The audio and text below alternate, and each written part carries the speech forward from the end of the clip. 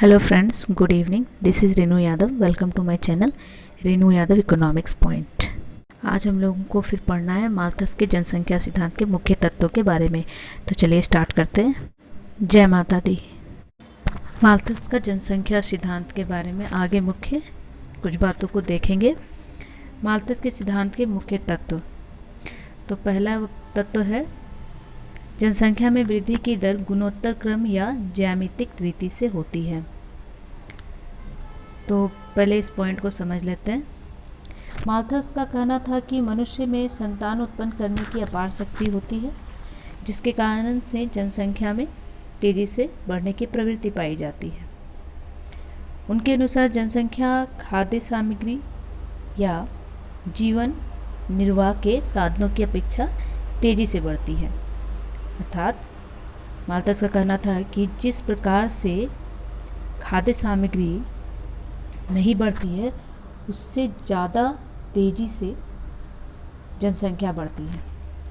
Malthus ने बताया था कि जनसंख्या गुणोत्तर क्रम या ज्यामितिक रीति के अनुसार बढ़ती है. अर्थात 1, 2, 4, 8, 16, 32, 64 इस क्रम में जनसंख्या बढ़ती है. इसलिए यदि जनसंख्या की वृद्धि पर कोई प्रतिबंध नहीं लगाया जाए तो किसी भी देश की जनसंख्या 25 वर्षों में दोगुनी हो जाएगी. ये माल्थस का पहला तत्व था. माल्थस के जनसंख्या का पहला तत्व. आई होप सब आपको समझ में आया होगा.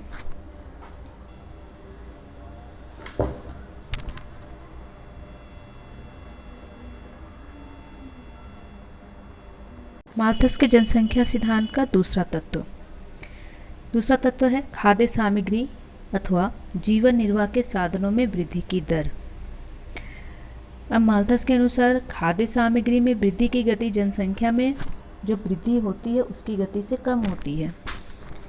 जहाँ जनसंख्या गुणोत्तर क्रम या ज्यामितिक रीति से बढ़ती है, वहाँ खाद्य सामग्री समांतर क्रम या अंकगणितीय रीति के अनुसार अर्थात 1, 2, 3, 4, 5 इस क्रम के हिसाब से बढ़ती है. इसका मुख्य कारण यह है कि कृषि में उत्पत्ति ह्रास नियम लागू होता है. माल्थस ने इस बात को और अधिक अच्छे से समझाते हुए कहा, स्वभावतः मनुष्य की खाद्य सामग्री धीमी गणितीय अनुपात से बढ़ती है. मनुष्य स्वयं तीव्र ज्यामितिक अनुपात से बढ़ता है, और यह जब तक कि अभाव एवं दुख उसे रोक न दे. तो मनुष्य को जब तक दुख या अभाव नहीं होता है, तब तक वो अपनी जनसंख्या वृद्धि या करता है. ऐसा माल्थस का कहना था. उसके बाद आगे है थर्ड पॉइंट इनका, परिणाम क्या होगा. परिणाम के रूप में जनसंख्या नष्ट हो जाएगी, ऐसा माल्थस का कहना था. तो माल्थस ने कहा यह निष्कर्ष निकाला कि मनुष्य यदि बढ़ती हुई जनसंख्या को संयम, ब्रह्मचर्य या अन्य कृत्रिम उपायों से ना रोके तो बीमारी, मतलब जनसंख्या बढ़ेगी तो उससे बहुत सारे प्रॉब्लम्स आएंगे, जैसे बीमारी, अकाल, युद्ध, महामारी और कई ऐसे प्राकृतिक आपदाएं से अधिक जनसंख्या नष्ट हो जाएगी. इस प्रकार माल्थस ने बढ़ती हुई जनसंख्या के अनिष्टकारी या फिर उसके भयावह परिणामों की ओर संकेत किया और मनुष्य का ध्यान आकर्षित किया. माल्थस का भविष्य के प्रति निराशावादी दृष्टिकोण था. उनके अनुसार भूतकाल में जनसंख्या वृद्धि के भयावह परिणाम देखने को मिले हैं और उनका कहना था कि भविष्य में इनकी संभावना बनी रहेगी. अतः यह आवश्यक हो जाता है कि जनसंख्या की वृद्धि के दर में या खाद्य सामग्री की वृद्धि की दर में संतुलन स्थापित करने के लिए जनसंख्या की वृद्धि पर प्रतिबंध लगाया जाए. ये माल्थस का कहना था. आगे है, माल्थस ने जनसंख्या वृद्धि पर रोक लगाने के कई सारे उपाय बताए. पहला उपाय, तो उन्होंने मुख्य रूप से 2 उपाय बताए. तो पहला उपाय है प्रतिबंधक या कृत्रिम रोग, प्रिवेंटिव चेक्स, और दूसरा प्राकृतिक रोग, पॉजिटिव चेक्स. तो प्रतिबंधक के कृत्रिम रोग क्या हैं? प्रतिबंधक या कृत्रिम रोग। प्रतिबंधक या कृत्रिम रोग वैसे उपाय होते हैं जिनका प्रयोग जनसंख्या पर रोक लगाने के लिए मनुष्य स्वयं अपने विवेक से करता है, अपना बुद्धि से करता है। कृत्रिम रोग के अंतर्गत कुछ 3 उपाय बताए थे माल्थस ने। पहला, अधिक उम्र में शादी करना, लेट मैरिज। दूसरा, संयम या ब्रह्मचर्य या नैतिक प्रतिबंध को पालन करना। तीसरा, संतति निग्रह के कृत्रिम तरीकों का प्रयोग करना। ऐसा उनका मानना था। ये कारण क्यों दिए उन्होंने? ऐसा लोगों का कहना है कि वो पादरी थे और उन्होंने संतति निग्रह से कृत्रिम तरीकों की तुलना में अधिक उम्र में शादी करना, विशेषकर संयम और ब्रह्मचर्य पर अधिक जोर दिया। ऐसा लोग उनको मानते थे। ऐसा इसलिए किए क्योंकि वो खुद एक ब्रह्मचर्य जीवन जी रहे थे। दूसरा, प्राकृतिक रोग। प्राकृतिक रोग में बीमारी, अकाल, युद्ध, महामारी आदि जनसंख्या की वृद्धि पर प्राकृतिक रोग है। प्रकृति स्वयं को समायोजित कर लेती है।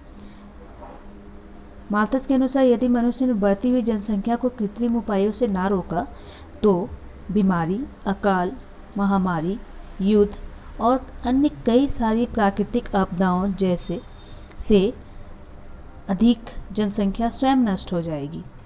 अतः मनुष्य को कष्ट उठाने पड़ेंगे। जीवन निर्वाह के साधनों, मतलब मनुष्य को जीवन निर्वाह करने के लिए जो आवश्यक साधन होंगे उसमें कमी आएगी, वो उसे पूरा नहीं कर पाएंगे।